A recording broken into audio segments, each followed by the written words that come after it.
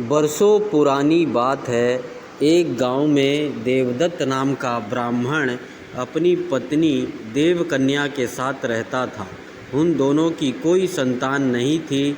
आखिरकार कुछ वर्षों के बाद उनके घर प्यारे से बच्चे ने जन्म लिया।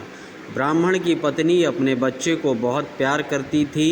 एक दिन की बात है, ब्राह्मण की पत्नी देवकन्या को अपने घर के बाहर नेवले का छोटा सा बच्चा मिला।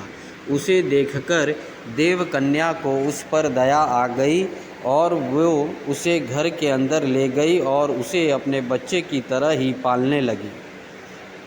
ब्राह्मण की पत्नी बच्चे और नेवले दोनों को अक्सर पति के जाने के बाद घर में अकेला छोड़कर काम से चली जाती थी।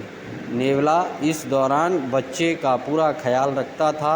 दोनों के बीच का अपार स्नेह देखकर देवकन्या बहुत खुश थी। एक दिन अचानक ब्राह्मण की पत्नी के मन में हुआ कि कहीं यह नेवला मेरे बच्चे को नुकसान ना पहुंचा दे।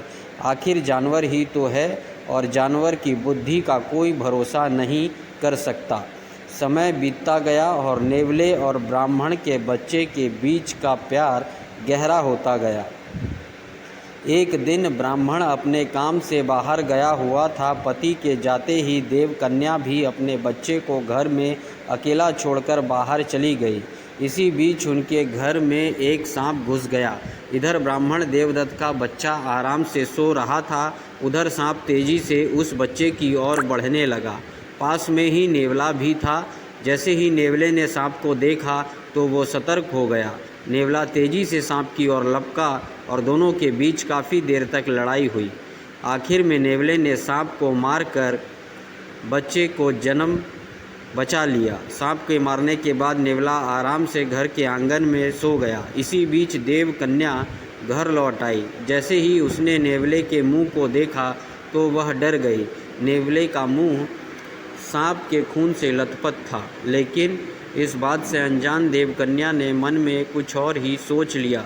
वो गुस्से से कांपने लगी। उसे लगा कि नेवले ने उसके प्यारे बेटे की हत्या कर दी। यही सोचते सोचते ब्राह्मण की पत्नी ने एक लाठी उठाई और उस नेवले को पीट पीट कर मार डाला। नेवले को जान से मारने के बाद ब्राह्मणी अपने बच्चे को देखने के लिए घर के अंदर तेजी से भागी। वहाँ बच्चा हंसते हुए खिलौने के साथ खेल रहा था। इसी दौरान उसकी नज़र पास में मरे पड़े सांप पर पड़ी। सांप को देखते ही देवकन्या को बहुत पछतावा हुआ। वो भी नेवले से बहुत प्यार करती थी, लेकिन गुस्से और अपने बच्चे के मोह में उसे बिना कुछ सोचे समझे नेवले को मार दिया था। अब ब्राह्मण की पत्नी ज़ोर ज़ोर से रोने लगी, लेकिन तब तक बहुत देर हो चुकी थी। उसी समय ब्राह्मण भी घर लौट आया। वहाँ पत्नी की रोने की आवाज़ सुनकर दौड़ता हुआ घर के अंदर गया।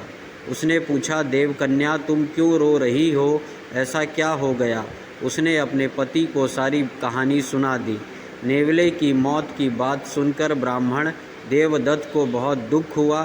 दुखी मन से ब्राह्मण ने कहा, तुम्हें बच्चे को घर में अकेला छोड़कर जाने और अविश्वास का दंड मिला है।